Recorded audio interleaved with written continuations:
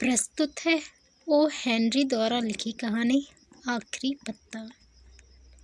Washington चौक के पश्चिम की ओर एक छोटा सा मोहल्ला है जिसमें टेढ़ी मेढ़ी गलियों के जाल में कई बस्तियां बसी हुई हैं। ये बस्तियां बिना किसी तरतीब के बिखरी हुई हैं। कहीं कहीं सड़क अपना ही रास्ता 2-3 बार काट जाती है। इस सड़क के संबंध में एक कलाकार के मन में अमूल्य संभावना पैदा हुई कि कागज, रंग और कैनवास का कोई व्यापारी यदि तकादा करने यहाँ आए तो रास्ते में उसकी अपने आप से मुठभेड़ हो ही जाएगी और उसे एक ऐसा पैसा भी वसूल किए बिना वापस लौटना पड़ेगा। इस टूटे फूटे और विचित्र ग्रीनविच ग्राम नामक मोहल्ले में दुनिया भर के कलाकार आकर एकत्रित होने लगे। वे सब के सब उत्तर दिशा में खिड़कियां, 18वीं सदी के मेहराबे, छत के कमरे और सस्ते किरायों की तलाश में थे। बस छठी सड़क से कुछ कांसे के लोटे और टिन की तस्तरियां खरीद लाए और गृहस्थी बसा ली। एक नीचे से मकान की तीसरी मंजिल पर सू जोर जानसी का स्टूडियो था। जानसी जोना का अपभ्रंश था। एक मेन से आई थी और दूसरी कैलिफोर्निया से। दोनों की मुलाकात 8वीं सड़क के एक अत्यंत सस्ते होटल में हुई थी। दोनों की कला रुचि और खाने पीने की पसंद में इतनी समानता थी कि दोनों के मिले जुले स्टूडियो का जन्म हो गया। यह बात मई के महीने की थी। नवंबर की सर्दियों में एक अज्ञात अजनबी ने, जिसे डॉक्टर लोग निमोनिया कहते हैं, मोहल्ले में डेरा डालकर अपनी बर्फीली उंगलियों से लोगों को छेड़ना शुरू किया। पूर्वी इलाके में तो इस सत्यानाशी ने वेश्यों लोगों की बलि लेकर तहलका मचा दिया था, परंतु पश्चिम की तंग गलियों वाले जाल में उसकी चाल कुछ धीमी पड़ गई। मिस्टर निमोनिया स्त्रियों के साथ भी कोई रियायत नहीं करते थे। कैलिफोर्निया की आंधियों से जिसका खून फीका पड़ गया हो, ऐसे किसी दुबली पतली लड़की का इस भीमकाय पुकारते दैत्य से कोई मुकाबला तो नहीं था। फिर भी उसने झांसी पर हमला बोल दिया। वह बेचारी चुपचाप अपनी लोहे की खाट पर पड़ी रहती और शीशे की खिड़की में से सामने की ईंटों के मकान की पूरी दीवार को देखा करती। एक दिन उसका इलाज करने वाले बूढ़े डॉक्टर ने थर्मामीटर झटकते हुए सू को बाहर के बरामदे में बुलाकर कहा, उसके जीने की संभावना रुपए में 2 आना है, और वह भी तब यदि उसकी इच्छा शक्ति बनी रहे। जब लोगों के मन में जीने की इच्छा ही नहीं रहती और वे मौत का स्वागत करने को तैयार हो जाते हैं, तो उनका इलाज धनवंतरी भी नहीं कर सकते। इस लड़की के दिमाग पर भूत सवार हो गया है कि वह अब अच्छी नहीं होगी। क्या उसके मन पर कोई बोझ है? सू बोली।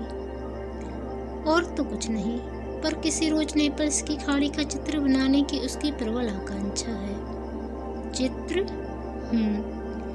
मैं पूछ रहा था कि उसके जीवन में कोई ऐसा आकर्षण भी है कि जिससे जीने की इच्छा तीव्र हो, जैसे कोई नौजवान। बिच्छू के डंक की सी चुपती आवाज में सू बोली, नौजवान? पुरुष और प्रेम छोड़ो भी नहीं डॉक्टर साहब। ऐसी कोई बात नहीं है, डॉक्टर बोला। सारी बुराई की जड़ यही है। डॉक्टरी विद्या के अनुसार जो कुछ मुझसे मुमकिन है उसे किए बिना नहीं छोड़ूंगा, पर जब कोई मरीज अपनी अर्थी के साथ चलने वालों की संख्या गिनने लगा जाता है, तब दवाइयों की शक्ति आधी रह जाती है। अगर तुम उसके जीवन में कोई आकर्षण पैदा कर सको जिससे वह अगली सर्दियों में प्रचलित होने वाले कपड़ों के फैशन के बारे में चर्चा करने लगे, तो उसके जीने की संभावना कम से कम दूनी हो जाएगी। डॉक्टर के जाने के बाद सू अपने कमरे में गई और उसने रो रो कर कई रूमाल निचोड़ने काबिल कर दिए।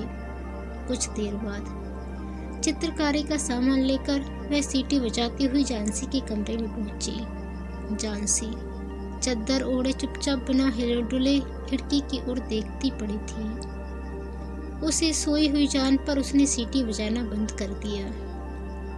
तख्ते पर कागज लगाकर वह किसी पत्रिका की कहानी के लिए कलम स्याही से एक तस्वीर बनाने बैठी। नवोदित कलाकारों को कला की मंजिल तक पहुंचने के लिए पत्रिकाओं के लिए तस्वीरें बनानी ही पड़ती हैं, जैसे साहित्य की मंजिल तक पहुंचने के लिए नवोदित लेखकों को पत्रिकाओं की कहानियां लिखनी पड़ती हैं। ज्यों ही सू एक घुड़सवार जैसा ब्रीजस पहने, एक आंख का चश्मा लगाए, किसी इडाहो के गरड़िए के चित्र की रेखाएं बनाने लगी कि उसे एक धीमी आवाज अनेक बार दोहराती सी सुनाई दी।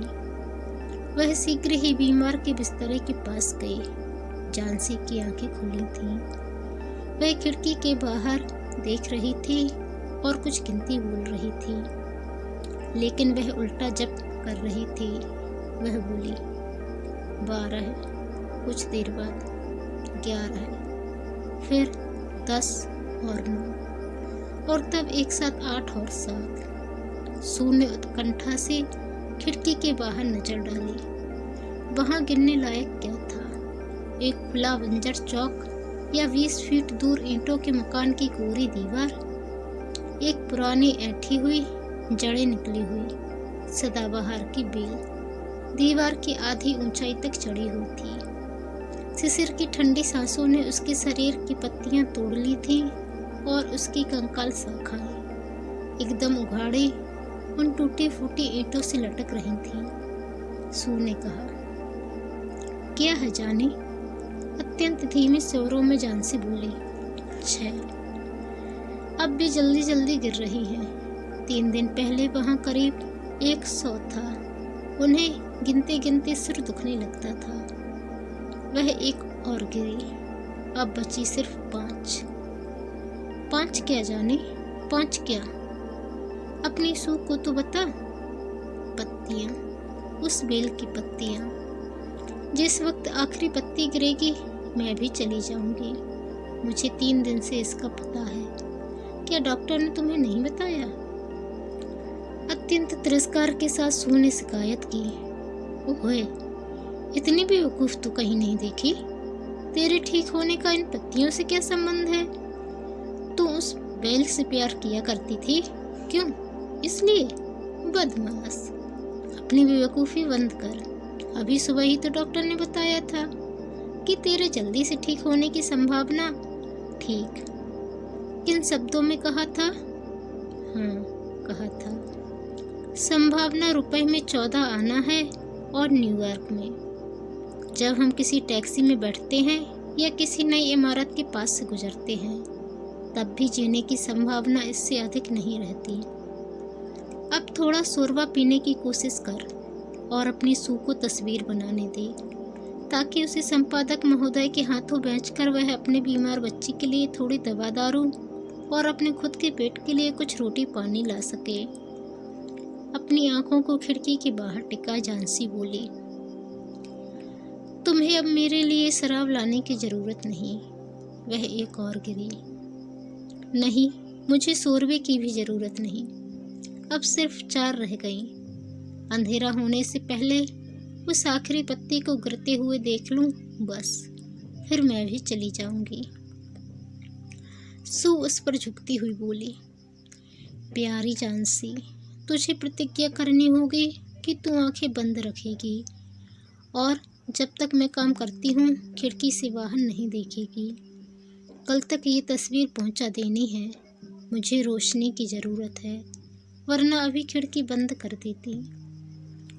झांसी ने रुखाई से पूछा, क्या तुम दूसरे कमरे में बैठकर तस्वीरें नहीं बना सकती? सू ने कहा, मुझे तेरे पास ही रहना चाहिए। इसके अलावा मैं तुझे उस बेल की तरफ देखने देना नहीं चाहती। किसी गिरी हुई मूर्ति की तरह निश्चल और सफ़ेद अपनी आंखें बंद करती हुई झांसी बोली, काम खत्म होते ही मुझे बोल देना, क्योंकि मैं उस आखिरी पत्ती को गिरते हुए देखना चाहती हूँ। अब अपनी हर पकड़ को ढीला छोड़ना चाहती हूँ और उन बेचारी थकी हुई पत्तियों की तरह तैरती हुई नीचे नीचे नीचे चली जाना चाहती हूँ। सू ने कहा, तू सोने की कोशिश कर। मैं खान में मजदूर का मॉडल बनने के लिए उस वेहरमैन को बुला लाती हूँ। अभी 1 मिनट में आई। जब तक मैं नहीं लौटूं तू हिलना मत। बूढ़ा वेहरमैन उनके नीचे ही कमरे में रहता था। वह भी चित्रकार था। उसकी उम्र 60 साल से भी अधिक थी। उसकी दाढ़ी माइकल एंजेलो की तस्वीर के मोजेस की दाढ़ी की तरह किसी बदशक्ल बंदर के सिर से किसी भूत के शरीर तक लहराती मालूम पड़ती थी। वेहरमैन एक असफल कलाकार था। 40 वर्षों से वह साधना कर रहा था, लेकिन अभी तक अपनी कला के चरण भी नहीं छू सका था। वह हर तस्वीर को बनाते समय यही सोचता था कि यह उसकी उत्कृष्ट कृति होगी, पर कभी भी वैसी बना नहीं पाता। इधर कई वर्षों से उसने व्यावसायिक या विज्ञापन चित्र बनाने के सिवा यह धंधा ही छोड़ दिया था। उन नवयुवक कलाकारों के लिए मॉडल बनकर जो किसी पेशेवर मॉडल की फीस नहीं चुका सकते थे, वह आजकल अपना पेट भरता था।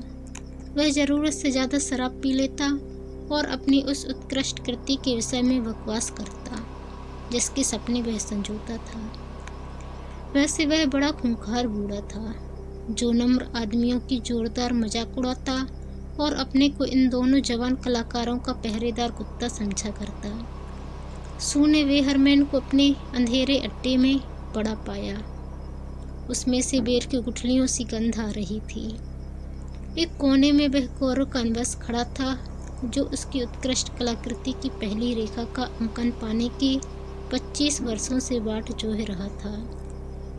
उसने बूढ़े को बताया कि कैसे झांसी उन पत्तों के साथ अपने पत्ते जैसे कोमल शरीर का संबंध जोड़कर उनके समान बह जाने की भयभीत कल्पना करती है और सोचती है कि उसकी पकड़ संसार पर ढीली हो जाएगी। बूढ़े वेहरमैन ने इन मूर्ख कल्पनाओं पर गुस्से से आंखें निकालकर अपना तिरस्कार व्यक्त किया। वह बोला, क्या कहा? क्या अभी तक दुनिया में ऐसी मूर्ख भी है जो सिर्फ इसलिए कि एक उखड़ी हुई बेल से पत्ते झड़ रहे हैं अपने मरने की कल्पना कर लेते हैं? मैंने तो ऐसा कहीं नहीं सुना। मैं तुम्हारे जैसे बेवकूफ़ पागलों के लिए कभी मॉडल नहीं बन सकता। तुमने उसके दिमाग में इस बात को घुसने ही कैसे दिया? अरे बेचारी झांसी, सू ने कहा।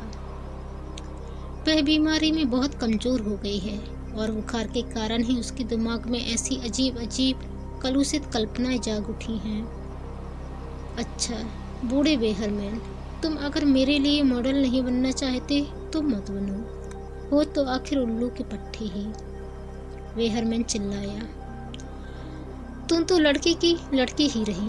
किसने कहा कि मैं मॉडल नहीं बनूंगा? चल मैं तेरे साथ चलता हूँ। आधे घंटे से यही तो छींक रहा हूँ कि भाई चलता हूँ। लेकिन एक बात कहूँ, यह जगह झांसी जैसी अच्छी लड़की के मरने लायक नहीं है। किसी दिन जब मैं अपनी उत्कृष्ट कलाकृति बना लूँगा तब हम सब यहाँ से चल चलेंगे, समझी? हाँ। जब वे लोग ऊपर पहुँचे तो झांसी सो रही थी। सू ने खिड़कियों के पर्दे गिरा दिए और वेहरमैन को दूसरे कमरे में ले गई। वहाँ से उन्होंने भयभीत दृष्टि से खिड़की के बाहर उस बेल की ओर देखा। फिर उन्होंने बिना एक भी शब्द बोले एक दूसरे की ओर देखा। अपने साथ बर्फ लिए हुए ठंडी बरसात लगातार गिर रही थी। एक केतली को उल्टा करके उस पर नीली कमीज में वेहरमैन को बिठाया गया, जिससे चट्टान पर बैठे हुए किसी खान के मजदूर का मॉडल बन जाए। 1 घंटे की नींद के बाद जब दूसरे दिन सुबह सू की आंख खुली तो उसने देखा कि झांसी जड़ होकर खिड़की के हरे पर्दे की ओर आंखें फाड़कर देख रही है। सुरसुराहट के स्वर में उसने आदेश दिया, पर्दे उठा दे, मैं देखना चाहती हूँ। बेबस होकर सू को आज्ञा माननी पड़ी। लेकिन यह क्या, रात भर बरसा, आंधी तूफान और बर्फ गिरने पर भी ईंटों की दीवार से लगी हुई उस बेल में एक पत्ती थी। अपने डंठल के पास कुछ गहरी हरी, लेकिन अपने किनारों के आसपास थकावट और झड़ने की आशंका लिए पीली पीली। वह पत्ती जमीन से कोई 20 फुट ऊंची अभी तक अपनी डाली से लटक रही थी। झांसी ने कहा, यह आखिरी है। मैंने सोचा था कि यह रात में जरूर ही गिर जाएगी। मैंने तूफान की आवाज़ भी सुनी। खैर कोई बात नहीं, यह आज गिर जाएगी और उसी समय मैं भी मर जाऊंगी।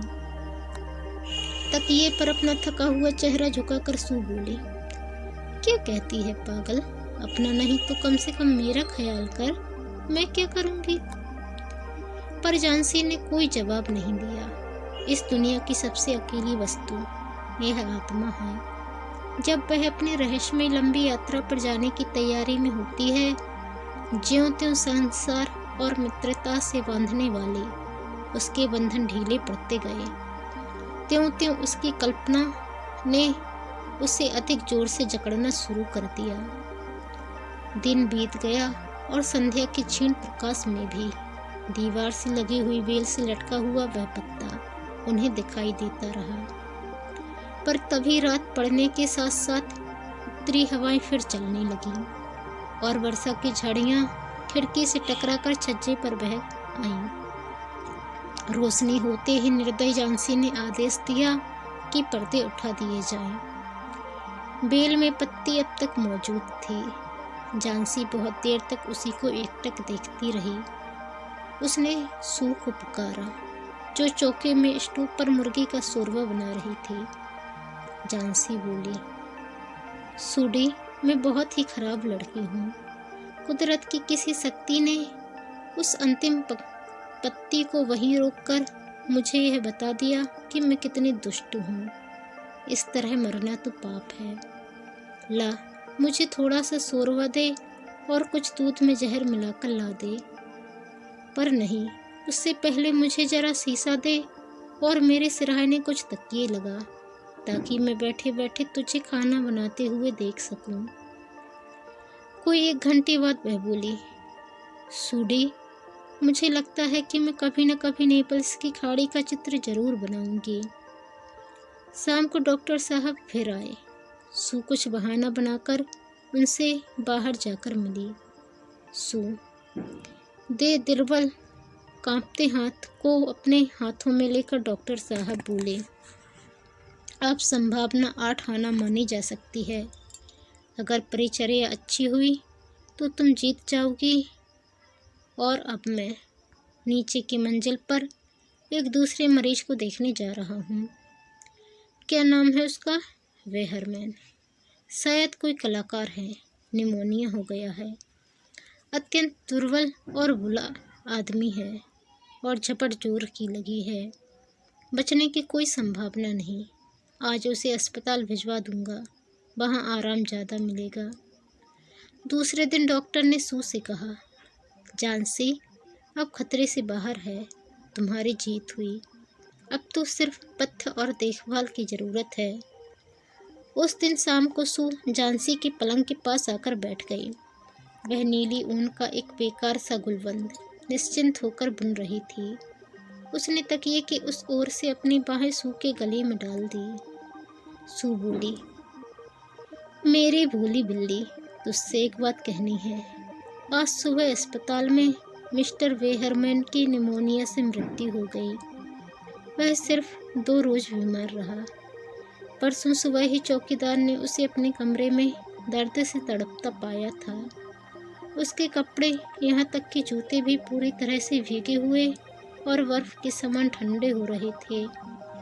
कोई नहीं जानता कि ऐसी भयानक रात में वह कहाँ गया था, लेकिन उसके कमरे से एक जलती हुई लालटेन, एक नसेनी, 2-4 ब्रश और फलक पर कुछ हरा और पीला रंग मिलाया हुआ मिला। जरा खिड़की से बाहर तो देख, दीवार के पास की उस अंतिम पत्ती को। क्या तुझे कभी आश्चर्य नहीं हुआ कि इतनी आंधी और तूफान में भी वे पत्ती हिलती क्यों नहीं? प्यारी सखी, यही वेहरमैन की उत्कृष्ट कलाकृति थी। जिस रात को अंतिम पत्ती गिरी, उसी रात उसने उसका निर्माण किया था। तो ये थी ओ हेनरी द्वारा लिखी गई कहानी आखिरी पत्ता। आपको कहानी कैसी लगी कमेंट कर ज़रूर बताएं। चैनल पर नए आए हैं तो चैनल को सब्सक्राइब कर बेल आइकन को क्लिक कर लें। धन्यवाद। जय हिंद।